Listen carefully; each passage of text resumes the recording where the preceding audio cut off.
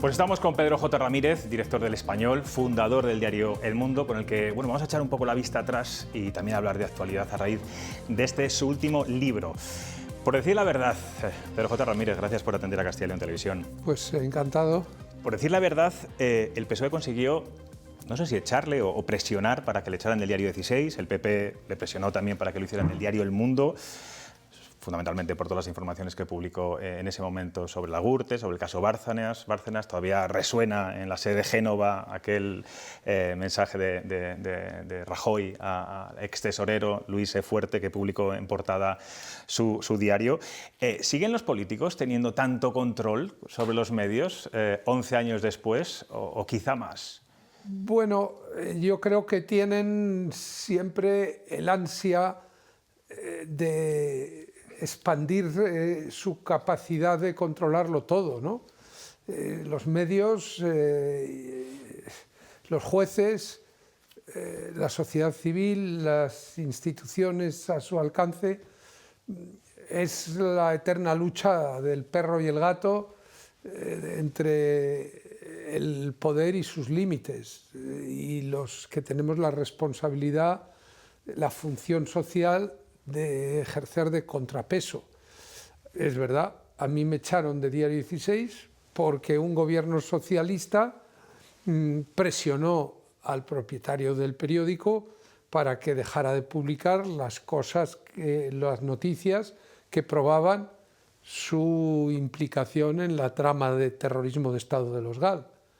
Y es verdad, 25 años después, un gobierno del PP presionó a los propietarios del periódico, a los accionistas italianos, para que me destituyeran y dejara de publicar las noticias que le molestaban a Rajoy sobre la financiación ilegal del PP, y en ambos episodios intervino el jefe del Estado, porque tampoco le gustaba entonces que desestabilizáramos al gobierno con las cosas de los GAL, y luego pues tampoco le gustó nada que entrevistáramos a Corina y que contáramos sus andanzas. Claro, porque ustedes han granjeado enemigos potentes, Casa Real, empresas del IBEX, por hacer su trabajo, por contar la verdad, pero, sí. Pero Jota, sigue en pie.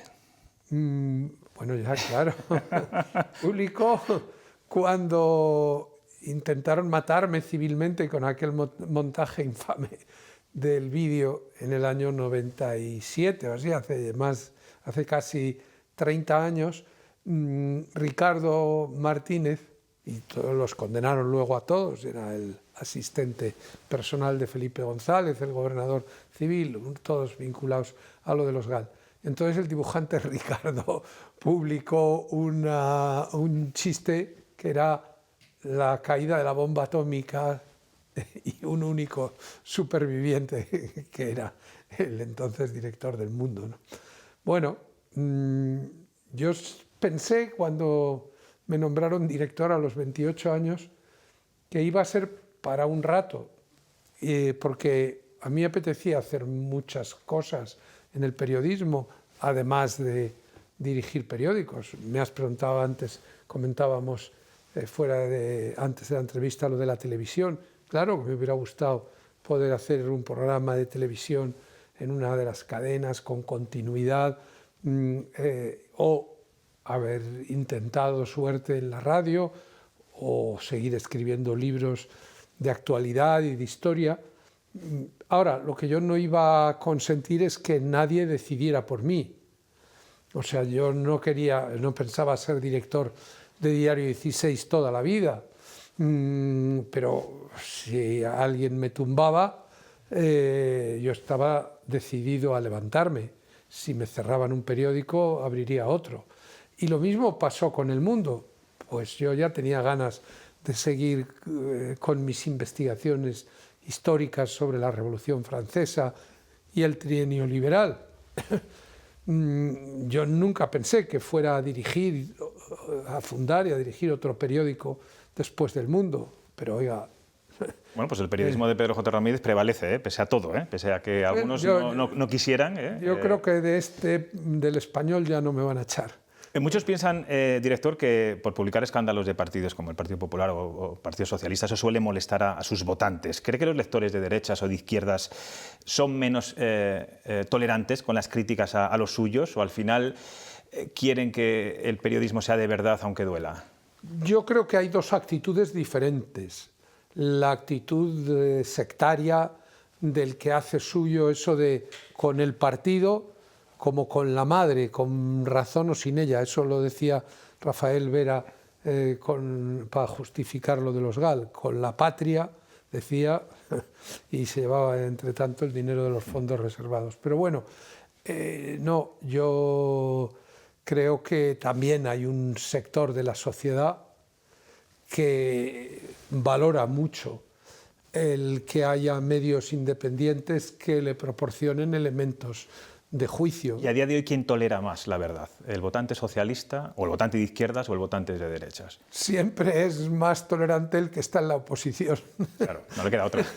Sí, pero eso puede reproducirse, esa regla se puede aplicar en todos los ámbitos, en el nacional, en el autonómico o en el local, municipal. O sea, los que están en la oposición siempre están contentos con que salgan, con que se destapen los escándalos que afectan al que gobierna. Incluso el que gobierna, cuando se va a la oposición, vuelve a ser muy entusiasta del periodismo de investigación. ¿Y a lo largo de tu trayectoria te has guardado alguna noticia en un cajón por no dañar a un partido, a un gobierno, a un político concreto? Nunca. He retrasado en algunas ocasiones la publicación, pues cuando teníamos las fotos de las torturas de Lasa y Zabala, cuando un jueves y el sábado se casaba la infanta Elena en Sevilla.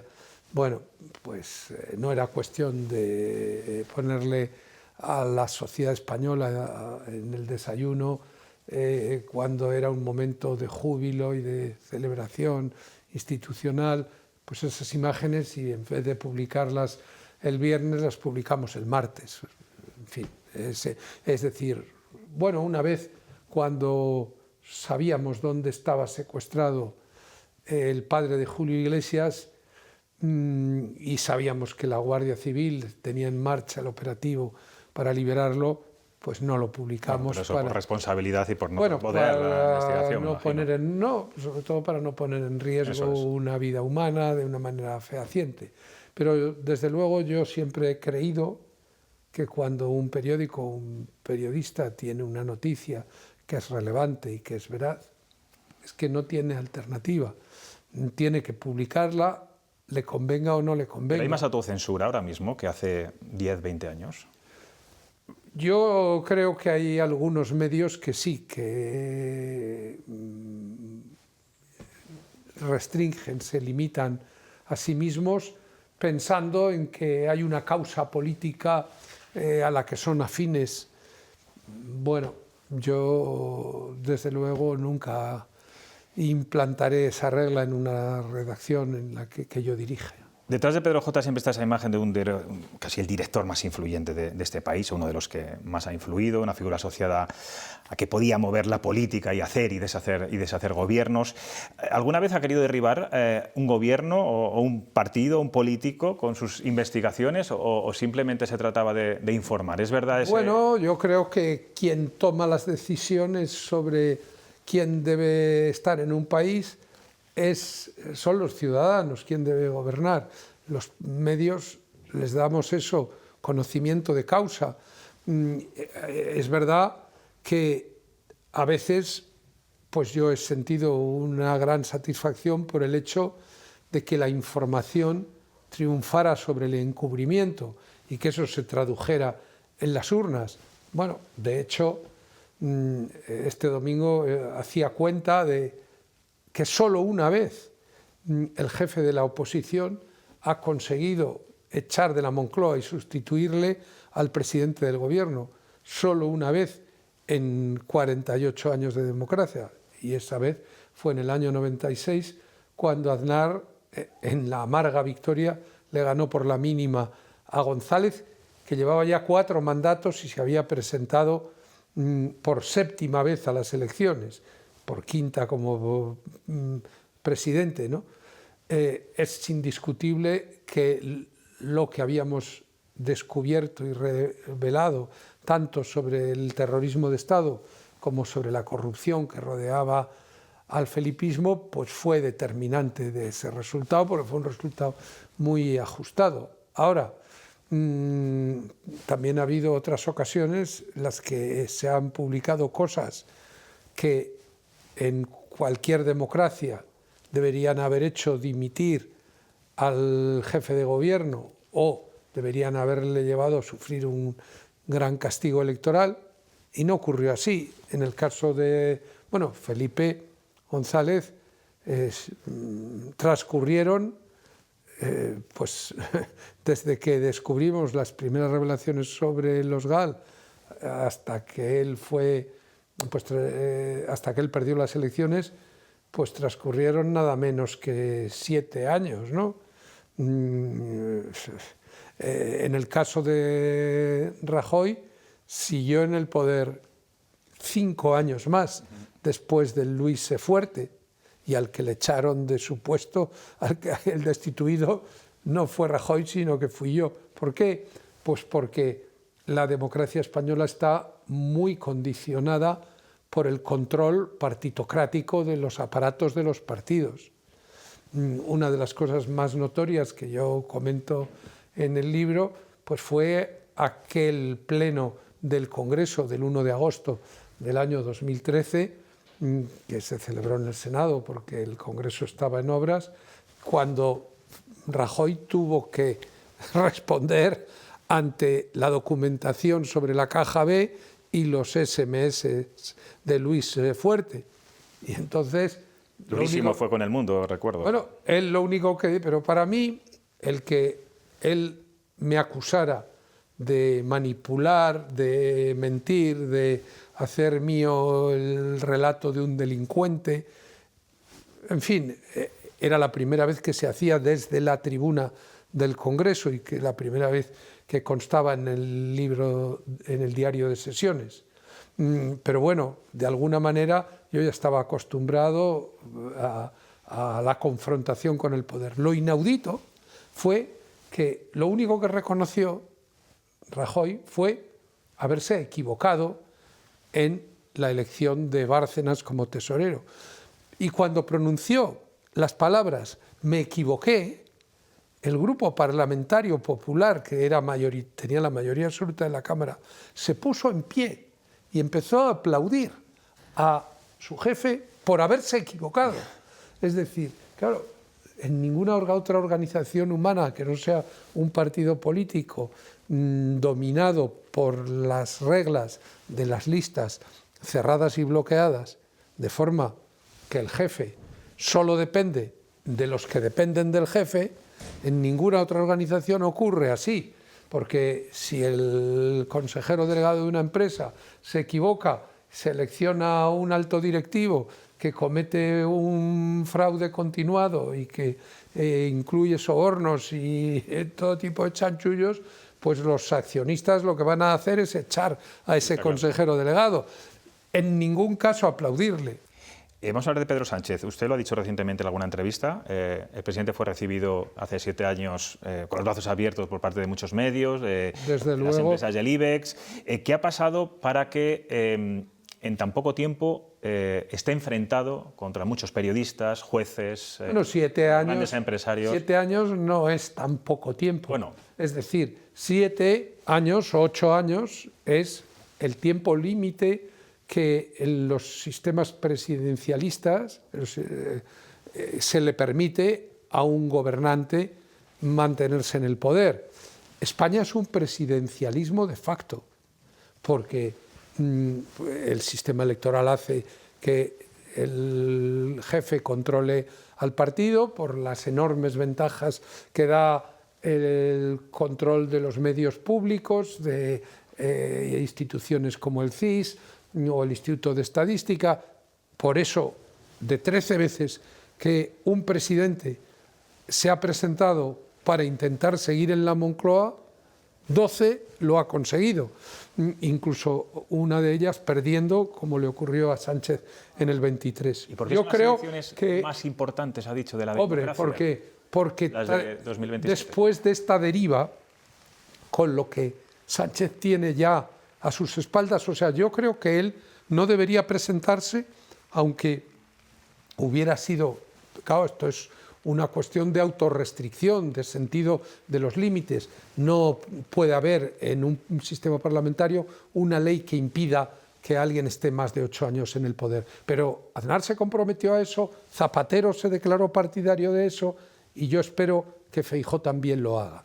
Entonces, Sánchez quiere perpetuarse en el poder, entre otras cosas, porque a lo largo de estos años han ido apareciendo una serie de escándalos, tanto de carácter político como de carácter penal.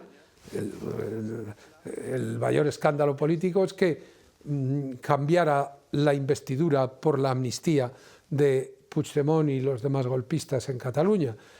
Eso debería tener es decir, alguien que hace eso, sobre todo cuando la Unión Europea, la Comisión Europea ha dicho que fue una autoamnistía, pues tendría que haber dimitido por eso. Pero, desde luego, cuando tienes a tus 2 secretarios de organización empurados por delitos de malversación, de prevaricación, de tráfico de influencias, etcétera, cuando tienes a tu fiscal general del Estado en el banquillo y encima intentas mantenerle y le animas a que siga en un comportamiento claro de un gobernante antisistema. O sea, Felipe abusaba del poder, Rajoy abusó del poder, pero dentro del sistema. Sánchez lo hace cambiando las reglas de la Constitución para conceder la amnistía, incitando a los manifestantes a que boicoteen un acontecimiento en el espacio público como la Vuelta Ciclista, o pidiéndole al fiscal general que siga en el puesto. ¿Y veremos un titular de posible financiación ilegal dentro del Partido Socialista, como vimos en su día en este partido y en el PP? Tiempo al tiempo. De momento, lo que ya vemos, lo que ya conocemos, debería ser motivo más que suficiente para que Sánchez hubiera dimitido. Por muchísimo menos dimitió Antonio Costa como presidente de Portugal. Quiero hacerle 2 preguntas muy breves. Una relacionada como primer ministro de Portugal. Casi con su vida personal. Conocíamos el otro día que su actual pareja, en el programa de Zona Griso, yo no sabía que era su pareja, me enteré en ese momento, ella sufrió violencia de género por su exmarido. Y veíamos en directo cómo le ponían las imágenes de Ana Redondo, sus explicaciones en el Congreso, y no solamente se indignaba, sino que también se emocionaba. Usted, que lo tiene, vamos a decir, dentro de casa, un caso reciente, aunque su pareja no tuvo pulsera, en aquellos años no la había, ¿cómo está viviendo este escándalo de las pulseras antimaltrato y sus fallos continuos? Bueno, yo conocí a Cruz hace 10 años, justo cuando fundamos El Español, porque ella era miembro del Consejo de Administración en representación en parte de un accionista. Hace 9 años empecé a tener algún trato habitual con ella y me enamoré de ella. Hace 8 años me casé con ella, y siempre lo que ha sido más determinante para mí, lo que yo más admiro en ella, ha sido su idealismo.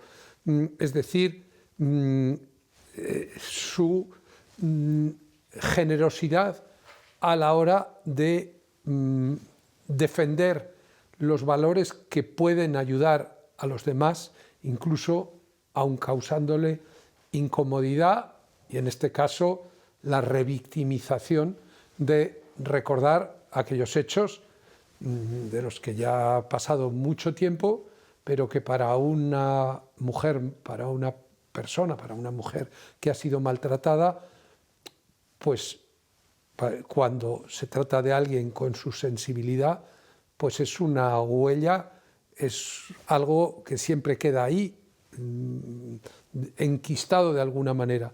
Yo creo que fue muy valiente y muy acorde con la personalidad de Cruz, reaccionar como lo hizo cuando pensó lo que sentirían muchas mujeres al oír a la ministra de Igualdad equiparar, en definitiva, subsumir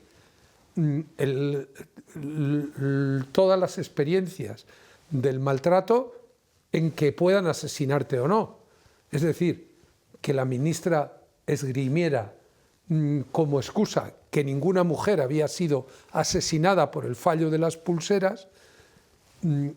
Es inconcebible que esa mujer siga siendo ministra de Igualdad. O sea, porque es que cuanto más lo analizas, pero ¿qué puede haber en su mente para olvidarse de todo el itinerario que hay entre el primer día que alguien te insulta, te empuja, te golpea, te minusvalora, se burla de ti, te somete a vejaciones, todo ese itinerario?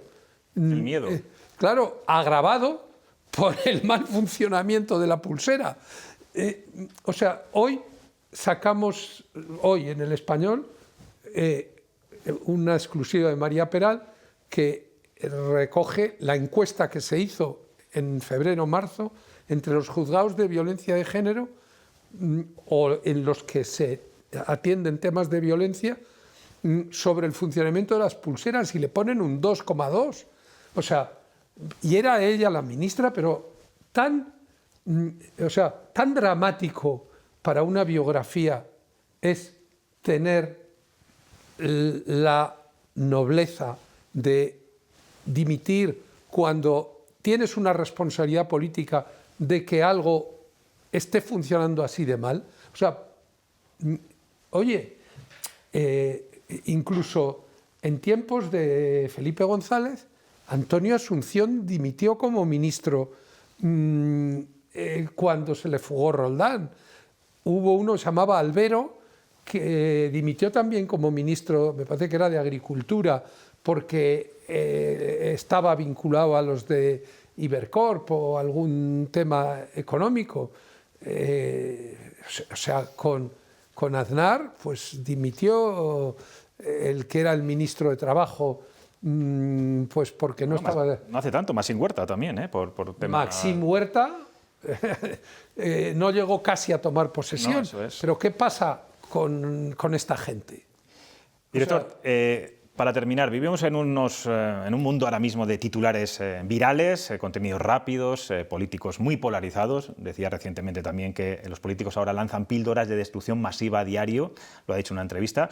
¿Cómo se adapta, perdónenme que le diga así, un periodista clásico de toda la vida a esta era del algoritmo? ¿Es posible hacer periodismo riguroso en este entorno? ¿Se deja arrastrar usted también por los likes y estas cosas? Vamos a ver, el periodismo tiene... La esencia del periodismo es transmitir informaciones y opiniones que reflejen una manera de mirar a la sociedad en un entorno pluralista. Y el periodismo de hoy sigue siendo el de siempre.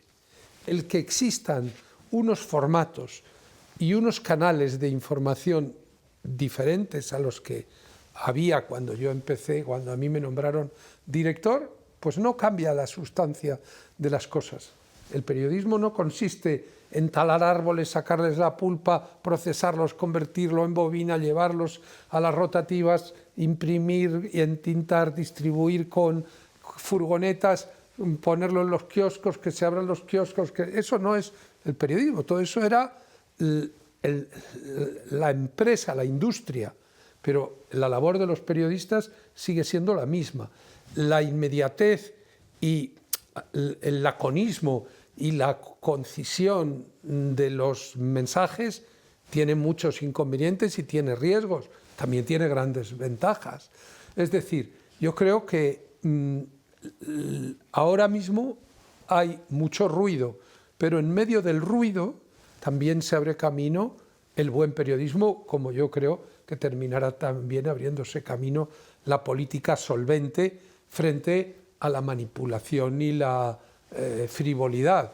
No hay más que mirar, en el caso de la prensa, el ranking de los medios más leídos en España en estos momentos. No lo digo porque El Español lleve 25 meses el primero de manera consecutiva. También están ahí pues El Mundo, El Confidencial, El País, ABC, La Vanguardia, o sea, los buenos periódicos que tenemos decenas, centenares de periodistas trabajando con el rigor y con las reglas de siempre. La inteligencia artificial ahora va a suponer otro cambio revolucionario, otra disrupción en el modelo de empresa informativa. Y eso va a requerir que los periodistas, y lo digo con toda claridad, la mayoría de nosotros, la mayoría de nuestros compañeros, va a tener que reciclarse. Insisto, el periodismo de carril se ha acabado. El periodismo de quien cubre una rueda de prensa o un debate sin valor añadido, ejerciendo una labor de mero testigo presencial, como si fueras una grabadora o como si fueras una cámara de televisión, eso ya no va a tener ningún sentido porque lo va a hacer la inteligencia artificial. Hay una oportunidad para quien haga una labor de formarse, de autoexigirse más, de profundizar más en los asuntos, de hacer investigación, de buscar cómo aportar algo en sus historias que no pueda aportarlo la inteligencia artificial. Pues en eso estamos, Pedro J., ¿no? En adaptarnos al nuevo formato y en la nueva forma de comunicar. Muchas gracias por atender a este programa, Cuestión de Prioridades, a Castilla y León Televisión, y mucha suerte con el libro.